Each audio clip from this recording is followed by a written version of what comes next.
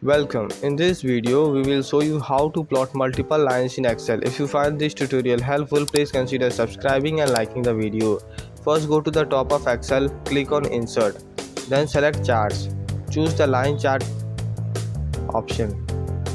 Once you have inserted the chart, you can click, hold and drag it to position it where you like. With the chart selected, go to the chart design and click on Select Data under League and Entries. Click Add, name your first series, example 2020, delete the existing series value, click the upward arrow and select your data range, then click downward arrow and press OK. To add another line, return to League and Entries and click Add. Again enter the name for the next series, example 2021, remove the current series value, click the upward arrow and select the new data range. Click the downward arrow and press OK. You can continue adding more lines by repeating these steps.